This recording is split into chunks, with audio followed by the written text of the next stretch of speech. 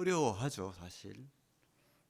그러나 또 한편 그걸 또 안 할 수도 없고 하나님 주신 말씀이기 때문에 그 부분에 대해서 우리가 묵상하고, 그래서 전체적인 배경 또 하나님의 그 성경 안에서 주어지는 마음, 그리고 또 사실은 묵시 계시는 열어서 보여준다는 거기 때문에 비유와 상징으로 말씀하는 것인데, 그것이 왜 누군가는 못 알아듣게 하고 누군가는 깨닫게 하기 위한, 그래서 미래적인 의미도 있죠. 미래의 계시록 같은 경우는 미래에 일어날 일, 그런 것을 말하고 있죠. 특별히 다니엘도 그렇잖아요.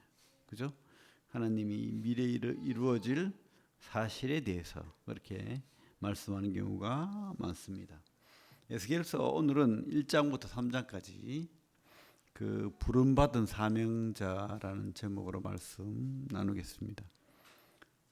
어떤 청년이 서방관이 되었어요. 어릴 때부터 꿈을 꿨습니다. 서방관 되고 싶다. 그래서 불자동차만 가면 저기 타고 싶다. 그래서 어릴 때부터 이제 장난감도 서방차 뭐 이런 거 장난감 사고, 그래서 직접 서방관이 되어서 출동을 했는데 화재 현장. 근데 그런 막 신나고 기분 좋고 상쾌한 그런 시간이 아닌 거예요. 고통스럽고 비명과 절규가 있고 아픔이 있고 죽음이 있고, 그죠? 두려움이 있고 고생이 있고, 생명을 살리기 위해서 자기 생명을 담보하는 그런 직업이죠.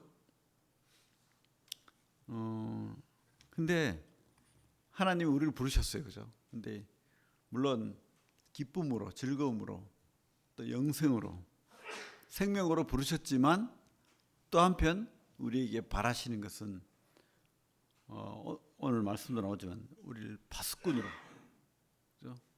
파수꾼이 뭐죠? 경계병이잖아요. 군대에서 경계 실패하면 지는 거잖아요, 전쟁에서. 그죠? 그래서 그런 우리에게 경고자, 말씀 선포자, 또 사명자로 우리를 불렀죠. 그죠? 그래서 어떤 사람은 특별히 뭐 성도로 부른 그 자체가 사명자도 맞지만은 교회에 내가 목사가 되고 선교사가 되고, 특별히 요즘 선교사가 인기가 많죠. 해외 전도자로 나가면 사람들이 알아준다.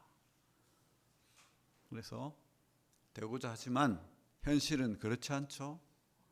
그죠? 뭐 큰 교회 하고 또 인기 있는 강사가 되고 설교자가 되고 또 선교사가 되고 뭐, 근데 막상 그렇게 준비하고 하는 과정도 어렵고, 사실은 공부하고 또, 그죠? 막 그런 과정도 어렵지만 막상 또 가보니까 현실이 녹록지 않죠. 요즘 이 시대는 다 제가 아는 어떤 분도 참 오래 준비했어요. 20대 때부터 십몇 년을 준비하고, 그래서 또 직업적인 준비도 했어요.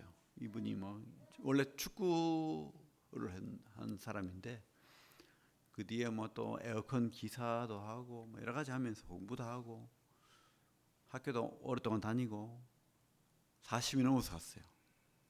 태국으로 갔는데 참 계속 이렇게 선교 편지 보내주고 하거든요. 그래서 제가 조그만한 지원을 하고 있지만 고생이 많더라고. 어떤 그 태국 같은 경우는 다 불교이기 때문에 전해지지가 않아요.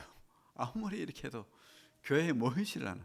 그러다 보니까 계속해서 희생하고 또 가르치고 축구 교실하고 신방하고 돈 들어가고 또 애들도 가르쳐야 되잖아요. 애들도 학교 보내야 되고 자기 애들 가족들 보살펴야 되고 이러니까 참 많이 힘든 것 같아. 3년 정도 됐는데 아직 큰 열매는 없는데 그렇게 열심히 또 하고 하더라고요. 쉽지 않죠, 그죠? 우리가 하나님 일꾼으로 사명자로 산다는 것이 그렇게 쉽지 않은 것 같습니다. 에스겔을 하나님께서 그런 사명자로 불렀습니다. 근데 에스겔도 그렇고 에리미야도 그렇고 아주 좋은 환경에서 부르지 않았습니다. 우리나라가 지금 요즘 좀 그래요. 옛날에 70년대, 80년대, 90년대는 그나마 그죠? 개척을 해도 또 선교를 나가도 좋은 환경이었는데 갈수록 환경이 안 좋아지죠. 에레미야나 에스겔 때는 환경이 상당히 안 좋았죠. 언제입니까? 나라가 망하고 100년 전에 북이스라엘이 망했고 지금은 자기 나라도 전쟁통에 포로로 끌려가는 다니엘이 끌려가고 에스겔이 끌려가고 그죠? 에스겔은 특별히 이제 BC 597년에 끌려왔죠. 끌려왔습니다. 그런데 거기에다 하나님 무슨 말씀하시겠어요? 님 내 말 전해 하는데 뭐겠어요? 경고죠. 절망적인 말. 그죠? 우리 에스겔서 1장 보면 30째 해 넷째 달. 이게 무슨 말일까요? 만 30살 지났다는 거예요. 보니까 이 사람이 제사장 가문의 아들이에요. 제사장인데 특별하게 선지자로 또 불렀어요. 그러니까 제사장 겸 선지자라는 특이한 하나님의 소명을 받은 자죠. 그래서 지금 그가 있는 곳이 어디입니까? 그발 강가. 지금 포로로 잡혀온 거예요. 포로로 잡혀왔어. 근데 벌써 몇 년 됐다고 2절에 보니까 여호야긴 왕이 사로잡힌 지 5년. 자기도 5년 됐다는 거예요. 그러니까 나이가 지금 25살 때 잡혀와서 5년 지났다. BC 593년이 되겠다. 그죠? 그렇게 지금 5년이 지난 제사장도 나이가 30살이 돼야 합니다. 역할을. 그러니까 지금 30살 제사장과 또 선지자를 같이 겸하는 그런 특이한 일을 시작하게 된 거죠. 이 절망적인 순간에 그는 하나님의 영광을 보게 됩니다. 우리가 하나님의 그 사명을 받은 자, 부르심을 받은 자는 그래 하나님의 영광을 볼 줄 알아야 돼요. 하나님의 영광을 깨닫고 보는 그런 사람이 되어야 될 줄로 믿습니다. 이 에스겔뿐만 아니고 이사야도 그렇고 또 계시록의 내용도 그렇고 하나님의 영광을 보는 그런 장면들이 많습니다. 그죠? 여기 보면 굉장히 좀 특이한 내용들이 많죠. 그죠? 내가 보니 북쪽에서부터 폭풍과 큰 구름이 오는데 4절에 보면 좀 이걸 또 개성하게 해석해서 뭐 외계인이다 그러고 그게 아니죠. 네 생물의 형상이 있는데 사람의 형상, 또 소의 형상, 또 사자의 형상, 그렇게 독수리의 형상 뒤에 그리고 네 날개가 연하여 있고 바퀴가 있고 또 발바닥이 광낸 구리같이 빛나고 그런 어떤 하나님의 영광을 드러내는 어떤 존재, 하나님을 섬기고 하나님 말씀에 종같이 부려지는 존재에 대한 그런 이야기죠. 그런데 이거는 하나의 상징일 가능성이 많습니다. 그죠? 왜냐하면 하나님 부리는 천사들은 영은 형상이 없잖아요. 그러다 보니까 이런 상징적인 모습으로 우리에게 비춰졌을 수도 있다는 생각이 듭니다. 여기 손을 놓고 이사야 6장을 한번 볼게요. 페이지 974페이지.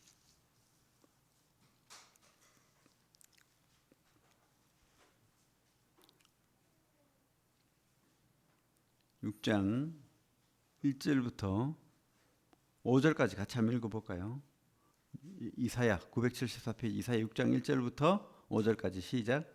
우시야 왕이 죽던 해에 내가 본즉 주께서 높이 들린 보좌에 앉으셨는데 그 옅자락은 성전에 가득하였고 서랍들이 모시고 섰는데, 서랍은 천사입니다. 서랍들이 모시고 섰는데 각기 6 날개가 있어 그 둘로는 자기의 얼굴을 가렸고 그 둘로는 자기의 발을 가렸고 그 둘로 날며 서로 불러 이르되 거룩하다 거룩하다 거룩하다 만군의 여호와여 그 영광이 온 땅에 충만하도다 하더라.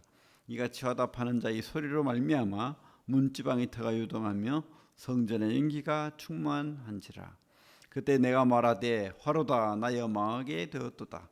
나는 입술이 부정한 사람이요 나는 입술이 부정한 백성 중에 거주하면서 만군의 여호와이신 왕을 배웠음이로다 했더라.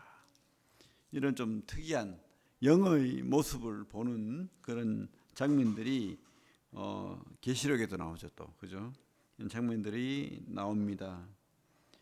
그래요. 참 이 절망적인 순간에 에스겔에게 하나님의 영광을 보여주십니다. 그 영광을 보여주시죠. 왜? 사실은 물론 에스겔서는 좀 그래도 그나마 읽기가 쉬워요. 총 48장이죠.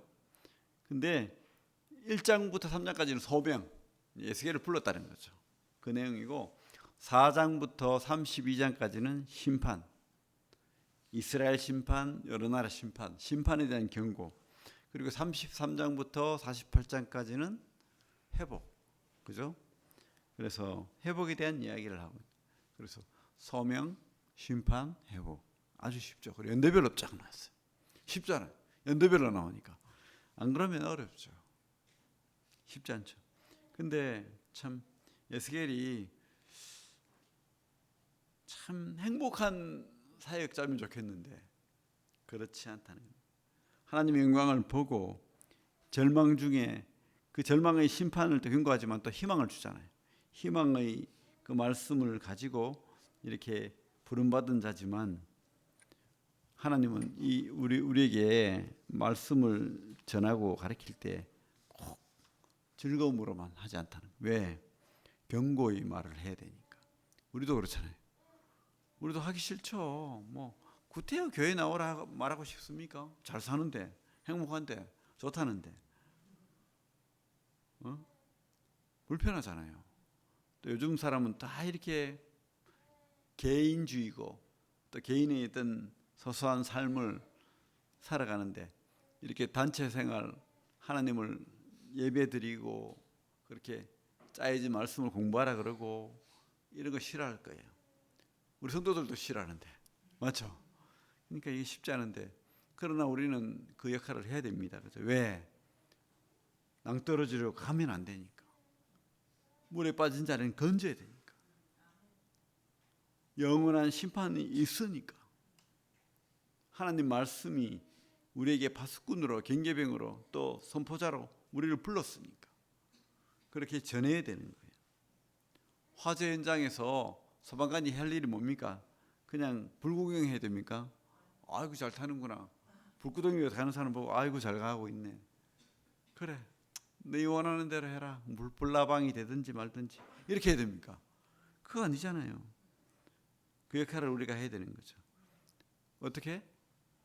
내 생명을 걸고, 그죠? 그 역할을 하는 거예요. 그러니까 사명자가 쉽지 않은 거죠, 사실은.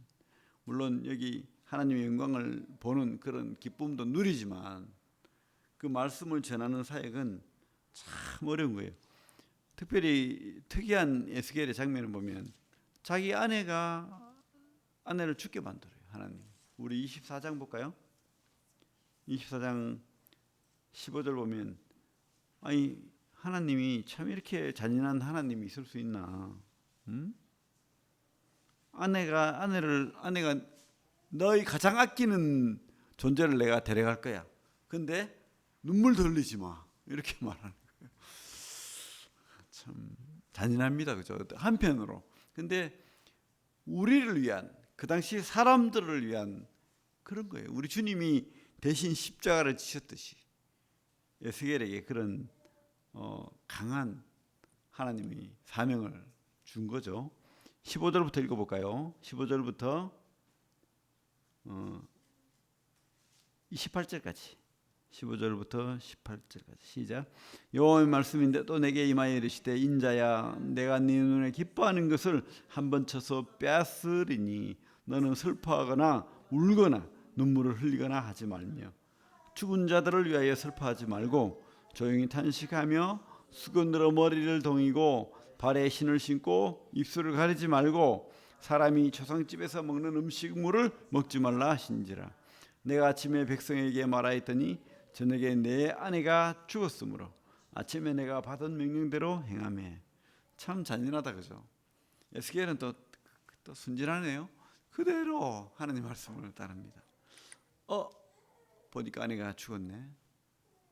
가슴에서는 미어 터지겠죠. 눈물이 나겠죠. 하나님 울지 말아요. 이 모습이 뭡니까? 바로 이 죽어가는 영혼들, 이스라엘 백성들에 대한 그런 상징적인 모습이 아니겠습니까? 그죠? 그들은 그들의 죄로 하나님을 떠난 경고를 무시한 그들의 죄로 이렇게 죽어가는 거예요. 우리가 그런 자들 앞에 바로 이 사명을 받은 자죠. 그래서 이 사명을 받은 자는 어떻게 해야 됩니까? 하나님 말씀을 묵는 자가 되어야 됩니다. 우리 3장 보면 2장도 그렇지만 2장에도 보면 그죠?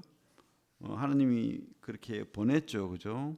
2장 3절 보면 내가 내게 이르시되 인자야 내가 너를 이스라엘 자손 곧 패역한 백성 나를 배반하는 자에게 보내노라. 그들과 그 조상들이 내게 범죄하여 오늘까지 이르렀나니. 참 말 안 듣는 백성들. 그죠? 그래서 5절에 보면 뭐라고 합니까? 4절에도 뻔뻔하고 마음이 굳고 5절에도 보면 그들은 패역한 족속이라 그들이 듣든지 아니 듣든지. 7절에 똑같은 말 나오죠. 그들은 심히 패역한 자라 그들이 듣든지 아니 듣든지 너는 내 말로 거할지어다. 듣든지 아니 듣든지 어쨌든 전해야 되는 거예요. 그 사명을 이 에스겔만 받은 것이 아니라 우리도 똑같이 받은 자다 하는 것을 기억해 주시기 바랍니다. 그래서 경고해야 되겠죠. 경고하라. 참 좋은 말 전하면 얼마나 좋아요. 기쁜 소식. 그죠? 근데 이 특별히 에스겔은 이런 복음, 기쁜 소식, 회복의 말, 그 이담이 전해야 되고 그 앞부분에는 뭐라고요? 경고, 애가, 나라가 망한다는 거예요. 자꾸 너희들이 포로로 끌려와가지고 돌아가려고 생각하지 마라. 또 이스라엘 본토는 지금 어차피 망해야 돼. 그렇게 말하고 있는 거예요. 10절에 보면 하나님 말씀이 주어졌는데 그가 그것을 내 앞에 펴시니 그 안팎에 글이 있는데 그 위에 애가와 애국과 재앙의 말이 기록되었더라. 망한다는 거예요. 그리고 많은 영혼들이 그들의 죄 때문에 심판받는다는 겁니다. 죽어간다는 거죠. 재앙이 임한다는 거죠. 그걸 듣고 빨리 회개하고 하나님 앞에 무릎 꿇어야 되는데 그들은 이마가 뻣뻣하고 고다가지고 말을 안 듣고 자기가 더 똑똑해요. 에레미야 틀렸어.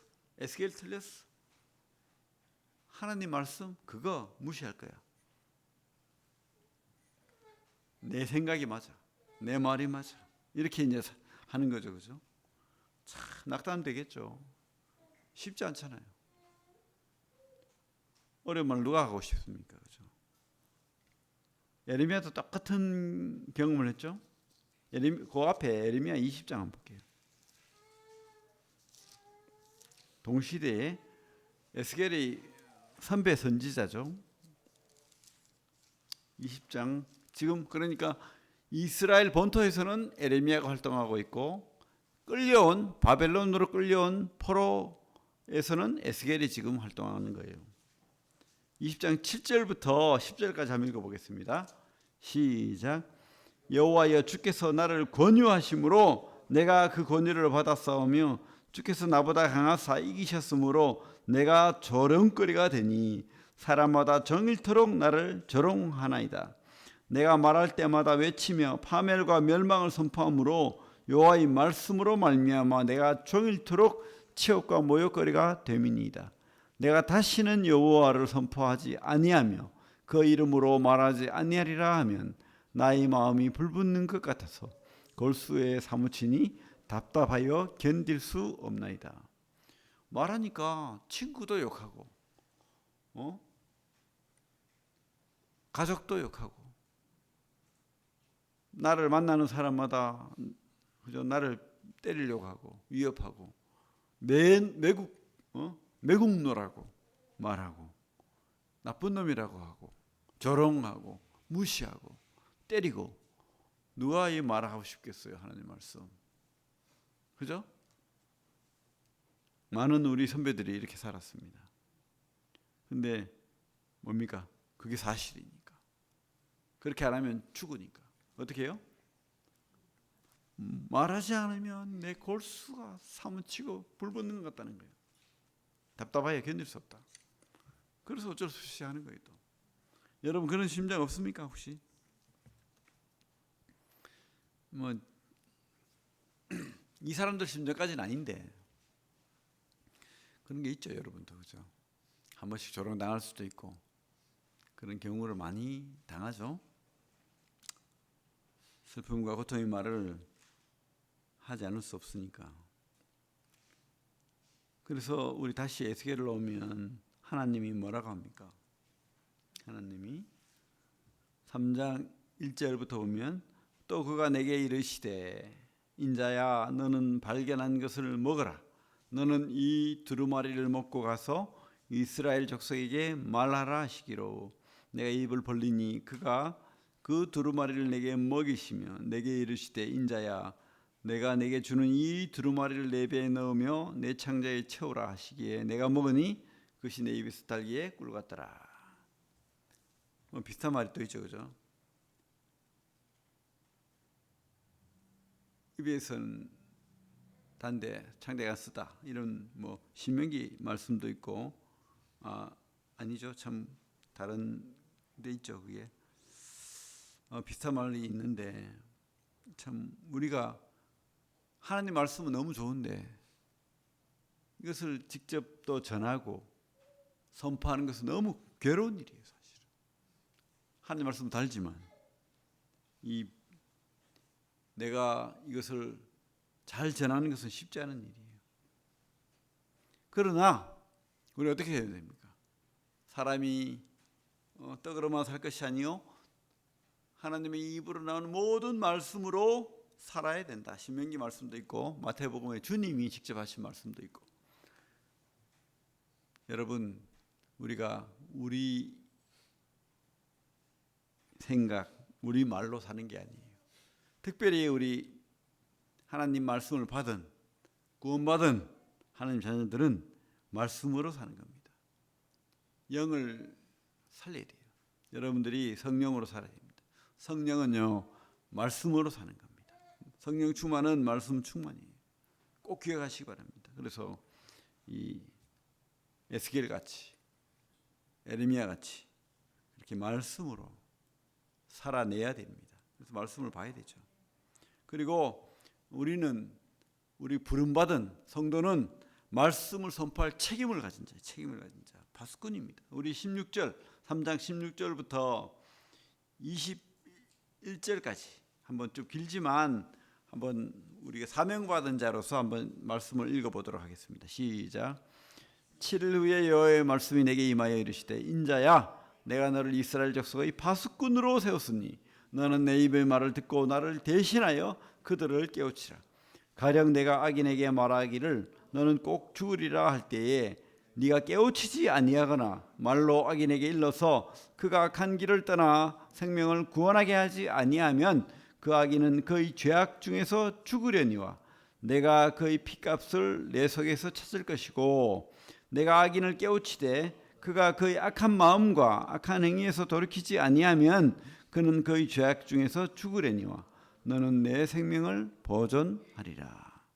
또 의인이 그의 공의에서 돌이켜 악을 행할 때에는 이미 행한 그의 공의는 기억할 바가 아니라 내가 그 앞에서 거치는 것을 두면 그가 죽을지니 이는 내가 그를 깨우치지 않음이니라. 그는 그의 죄 중에 죽어서 죽으려니와 그의 피값은 내가 내 손에서 찾으리라. 그러나 내가 그 의인을 깨우쳐 범죄하지 아니하게 하므로 그가 범죄하지 아니하면 정령 살리니 이는 깨우침을 받으며 너도 내 영혼을 보존하리라. 그죠? 바스꾼 경계 실패하면 다 죽는 거잖아요. 우리가 이 바스꾼의 역할을 우리가 받은 거예요. 여러분 참 세상의 사람들은 아무것도 아닌 것처럼 보고 무시하고 조롱하고 비난하고 그렇게 할지라도 우리는 영적으로 주님 바라봐야 돼요. 주님 보고 그 말씀 받아 먹고 그 사명 감당하길 바랍니다. 깨닫길 바랍니다. 우리가 그 역할을 감당할 때 많은 영혼들이 살아나는 거예요. 우리가 이 교회가 그 역할을 감당하기를 원하시는 겁니다. 예배 공동체이기도 하고 우리는 말씀을 전하는 파수꾼 공동체이기도 합니다. 여러분 기억해 주시기 바랍니다. 사도행전 손을 놓고 우리 바울이 이런 말을 이런 믿음의 표현들을 많이 했죠. 사도행전 20장입니다. 신약 223페이지 사도행전 20장 26절 7절 같이 한번 읽어볼게요. 사도행전 20장 26절 7절 시작. 그러므로 오늘 여러분에게 증언하거니와 모든 사람의 피에 대하여 내가 깨끗하니 이는 내가 꺼리지 않고 하나님의 뜻을 다 여러분에게 전하였습니다. 바울은 이 일을 하기 위해서 자기 목숨을 바쳤잖아요. 맞죠? 여러분들이 이런 바울의 그 고백처럼 담대한 그런 나는 다 전했다라고 그런 고백이 있기를 원합니다. 고린도전서 9장 그 뒤에 페이지 272페이지 9장 6절 9장 16절 참 273페이지 9장 16절 같이 읽겠습니다. 시작. 내가 복음을 전할지라도 자랑할 것이 없음은 내가 부득불할 일임이라. 만일 복음을 전하지 아니하면 내게 화가 있을 것이로다. 아멘. 여러분 분명히 이 에스겔에도 주님께서 그렇게 말씀하세요. 네 피값을 네 속에서 찾을 것이고 3장 18절 그렇게 말하고 있잖아요. 내가 그의 피값을 내 속에서 찾을 것이고 우리가 책임 없다 말하면 안 돼요. 예?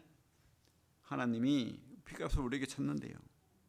그래서 여러분 간절한 마음으로 이렇게 사명받은 자로 주님의 영광을 보고 그 말씀을 받아먹는 또 그 말씀을 전하는 그런 성도님들 다 되기를 바랍니다. 예, 기도하겠습니다. 하나님 감사합니다. 참 에스겔이 받은 그 엄중한 소명 참 감당치 못할 것 같은 그 놀라운 소명을 사실은 우리도 받은 자임을 고백드립니다. 참 온갖 모욕과 조롱과 고통의 그 말을 전해야 되지 않을 수 없어서 전해야 되고 그렇게 해야 많은 영혼들이 회복되고 돌아오는 것을 또 알기에 그렇게 또 사명 감당했던 것을 보게 됩니다. 하지만 그 끝은 복이고 기쁨이고 즐거움이었던 것을 또 보게 됩니다. 주님 우리가 하는 이 사역 하나님 앞에 참 주님의 영광을 바라보고 주님 말씀을 우리가 받아먹고 또 잘 전하는 그런 성도들 다 될 수 있도록 도와주시고 이 사명을 무시하고 또 회피하지 않도록 주님 도와주시길 원합니다. 예수님 이름으로 기도를 드립니다. 아멘.